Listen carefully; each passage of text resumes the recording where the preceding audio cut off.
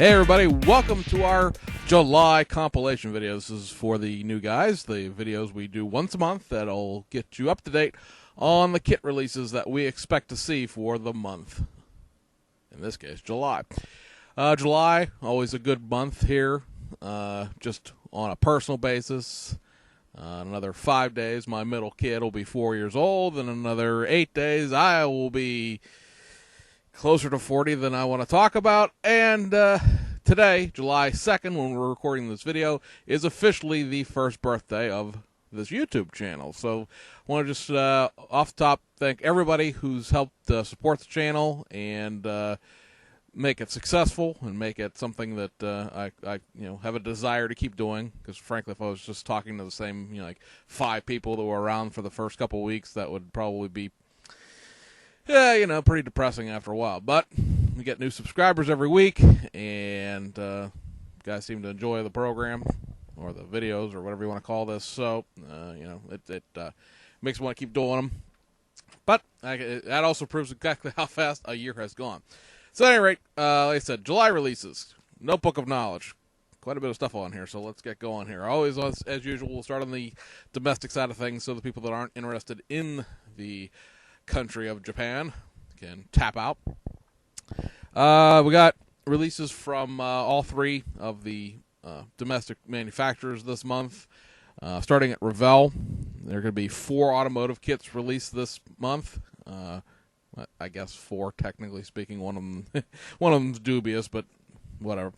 So you're going to get a reissue of the 1932 Ford Speedwagon. That is the Tom Taylor, Dan Fink creation. That's 32 Ford, like front clip mounted to like a chopped woody wagon type of thing.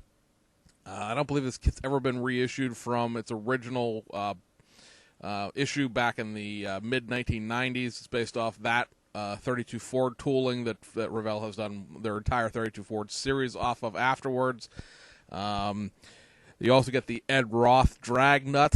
This is one of those non-scale, weird Ed Roth creations. It's sort of one of those is what it is type of deals where, it's I don't know.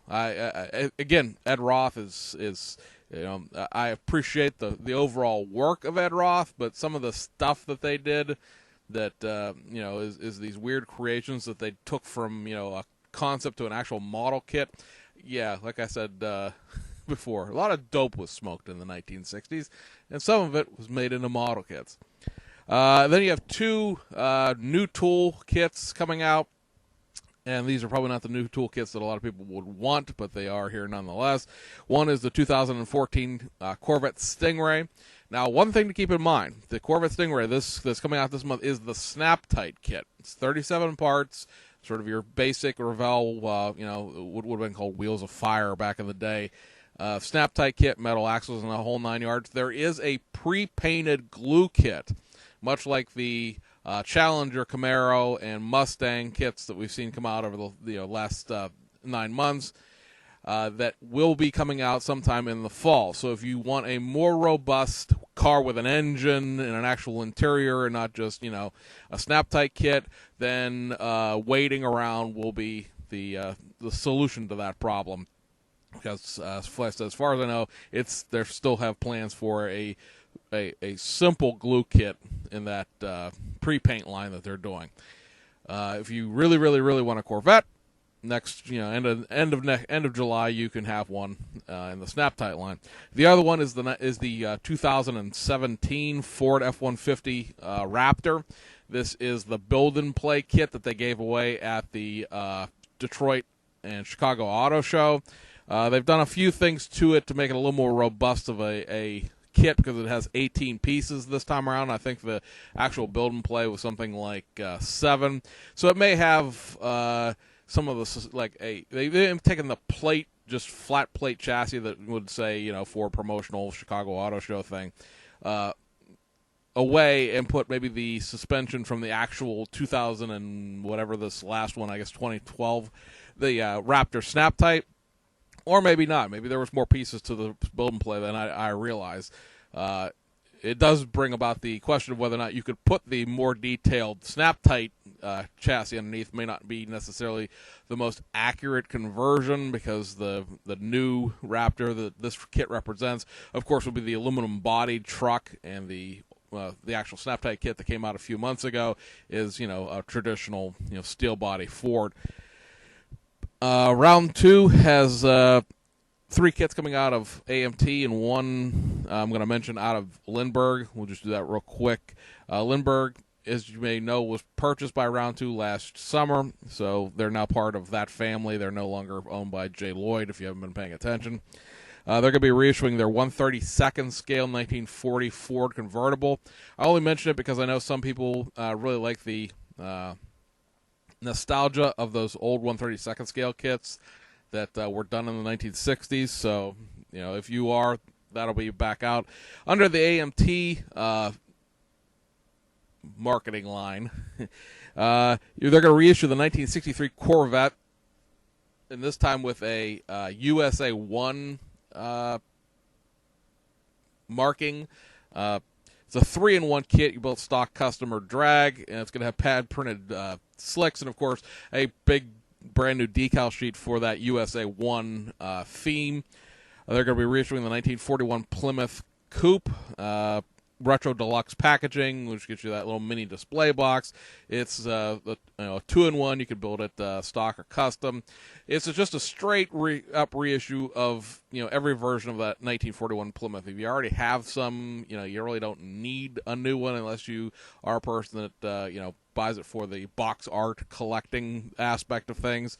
And then last and least is a reissue of the NASCAR, the Chevy Impala SS Car of Tomorrow kit that they did back in, I want to say, 2008, 2009. It's a Snap-Tight kit. It's a pretty rotten kit altogether. I mean, it really is a toy.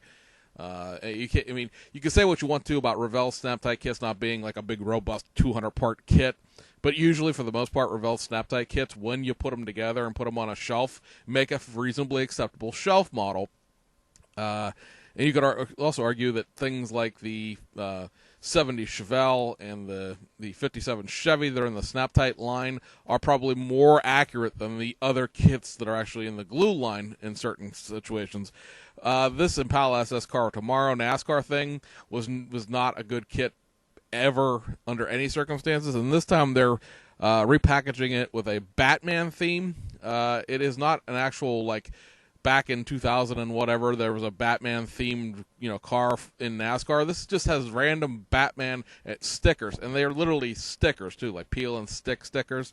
It is for collecting. If you read what Round 2 has out about this, it's like a must-have for Batman collectors. So it is really, really, honestly aimed at that market, not aimed at builders whatsoever.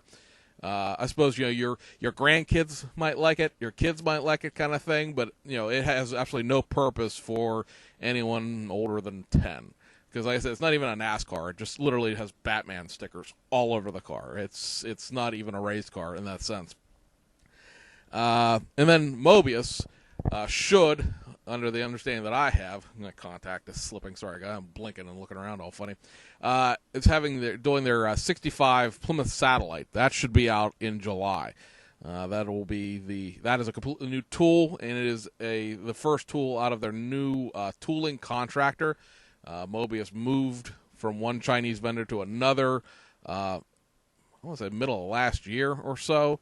And this is going to be the first kit out of that new contract, because they had obviously all the problems getting the Ford F-Series kits out that it took 3 years to finally get them out. 2 weeks ago. Over to Japan, we have kits coming out from Aoshima Fujimi and Tamiya. Tamiya, real quick. It's going to be reissuing, and this was a kit that has been out of production for a little while now, the Toyota Land Cruiser VX80 Sport Option. You may recall we talked about a couple days ago at this point, but last Friday's Stash Report, that they were reissuing just the factory stock version of the 1989 Toyota Land Cruiser. The Sports Option kit has a different set of tires, bigger tires, more off-road tires. I believe there's BF Goodrich's in the factory stock, and these are Dunlops. They're different set of wheels. It has a roof rack and a roof basket. It is much more off-roady. It's not so much sporty as it is off-roady, but it's sport options. I mean, everything that Tamiya does is under that's a car that's in 124 scale is under the sports car series. So sports option, yay! But that kit, it's been out of production long enough that nobody has a photo of the box art for it. If you look at the Hobby Search or HobbyLink Japan, they both have just pictures of the built model from either the past or from the recent Tamiya display at the Shizuoka Hobby Show. So that's a cool kit to have back. It, much like the just factory stock kit that came out here a couple days ago, does have a full detail. It is also containing all the left-hand drive parts, so you can build it at least quasi U.S. spec. Fujimi has, of course, four kits actually, that have been delayed into July, and those are those easy kits, the Fiat 500 and the Skyline R34 GTR. Then the Lexus LS 600 HL was pushed back. That's supposed to now come out on the 15th of July. And the Lotus Europa Special Circuit Wolf kit that was supposed to come back out in March now has a release date of the 21st of July. I'm still interested to see what that kit's going to be about. I have no desire to actually buy it. I already have a Lotus Europa, the Tamiya kit from the 80s. I don't need another one, but I'm just interested to see what's in this kit that's had it been delayed for the last 5 months. And then the actual July spot run stuff. You get a reissue of the Nissan Skyline R32 GTS Turbo. This was last seen in a Toj Mountain Pass series that was discontinued about 2 years ago. So it's been out of production for a couple of years. It's not the hardest kit to find really overall, but this will be back in the regular inch up series where it's just more of a factory stock car rather than having all the decals that the Toj series has. Also window masks for the first time. They're going to be reissuing the Nissan Skyline 2000 GT, 54A and 54B. These are old, early, mid-1960s four-door Skylines prior to the GTR being in existence. The 54A and the 54B is like an early production, a late production. There's differences in the wheels and a few other things, but that's going to be combined into one box so you can build the kit either or. They were sold separately. I purchased them, probably a year and a half ago when they were sold separately. Reissue of the Nissan Cube, available, buildable is either an EX, which is the base trim model, or the Agi Active, the Agile Active building style. There is a little more of a difference between these two kits than there are in a lot of these combination kits that Fuji's been putting out recently. Because the EX is the base model and the Agi Active is sort of the sports model that has, there's different wheels involved. There may be different tires, but I'm not totally sure about that. They may, have just in the course of, being frugal, included the tires and with the same set of wheels, on both things. I'm pretty sure in real life the actual wheels, the rims are different sizes, but be that as it may, there's a different front grille and there's a body cladding and stuff like that on the Agi Active that the base model EX doesn't have. Like I said, it is a combination of those two kits into one box. There is window masks for the first time in the Nissan Cube in general. The QBX is something that was currently in production. The Agi Active was put out once, 12, 13 years ago, and has never been reissued. So, like I said, when I announced that kit, well, I didn't announce the kit, Fujimi did, but when I told you about that kit, I had mentioned that I'd actually go look on Google to see what the hell that was because I'd never even heard of it before. But the last of the July spot runs for Fujimi, they're going to be reissuing the Porsche Cayman and the Cayman S, which is the sporty, maybe the turbo model, actually. I'm not sure if there's a turbo Cayman at that point or not. Whatever. But those two were separate kits, just the base model Cayman and the Cayman S. There's a few differences between the two of them. They're going to be put in, combined into one box, and those will have window masks for the first time as well. And then Aoshima has a fairly robust looking release list here. The new stuff, the stuff that's actually still trailing from the Shizuoka Hobby Show, would be the Toyota Athlete and the Toyota Crown Royal pre-painted kits. The Athlete is going to be pre-painted black. The Crown Royal Saloon Hybrid will be pre-painted silver. The 1996 Mazda RX-7 FD3S Type 4. That has like a new set of wheels, a new spoiler, and a few other little pieces in it, but it allows Aoshima to now claim that they have done all the versions of the FD3S series of the RX-7. And then 2 VIP vehicles, the K-Brake Toyota Crown Hyper Zero Custom Version 1, and the Nissan SEMA Y31, which would be the generation, Impul Obayashi. Both those kits have at least new wheels, allegedly, and the K-Brake has a whole new body kit that's never been done by Aoshima at all before.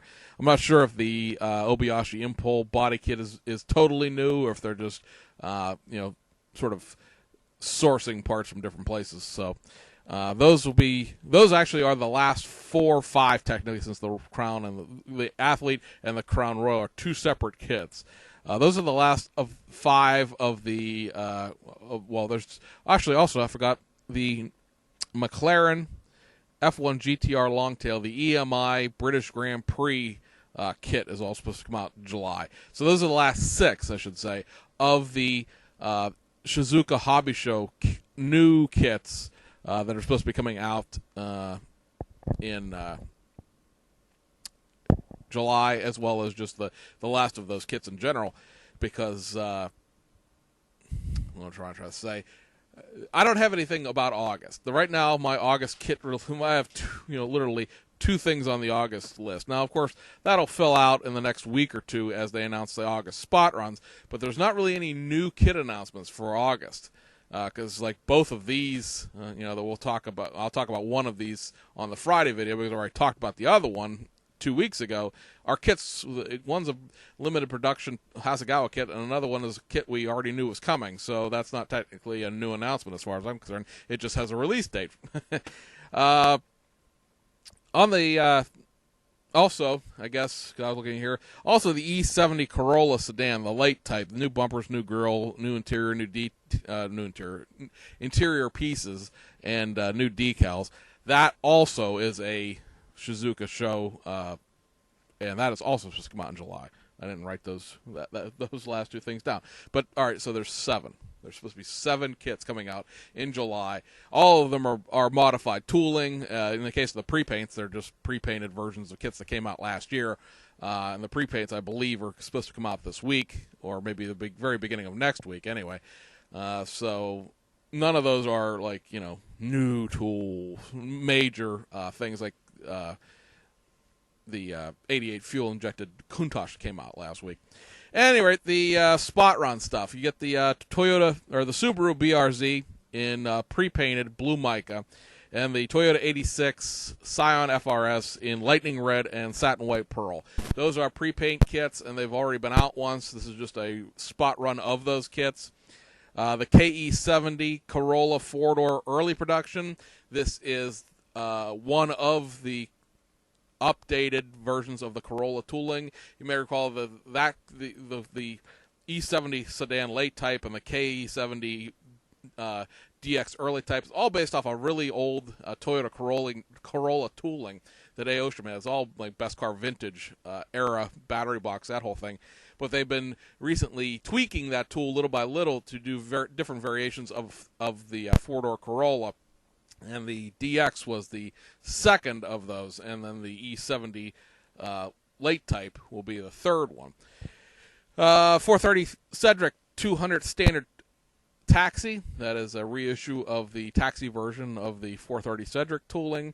2012 Toyota Subaru Sambar TC Supercharger, that is the pickup truck version of the new tool Subaru Sambar kits that came out in 2013. Also a reissue of the Mines tuning house, Nissan Skyline R34 GTR. That is the white car with the gold BBS rims, if you've ever seen the box art, or the real car for that matter. And then the Spocom parts, the sports compact parts, are that box of seats and various other little doodads. That's coming back out. And then there's going to be 3 19-inch rim and wheel sets coming out, or rim and tire sets, or wheel sets in general.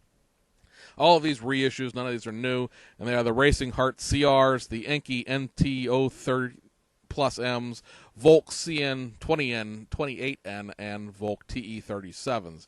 If you want to see what those look like in advance of them being reissued, just put Aoshima and then the wheel name into Google, and it'll show you the box art. Or you can probably search on Hobby Search or Hobby Link to figure out what those rims look like. But they are pre-existing rims. They're nothing like new. They're just being reissued. And that, guys, I believe is that. So, anyway, happy birthday to us. Me, the channel, my kids, everybody. Happy birthday to everybody. And, we'll be back tomorrow or this weekend some point with the staff project, because tomorrow is Friday already. And hope everybody has a good 4th of July weekend. We'll see you guys on the other side.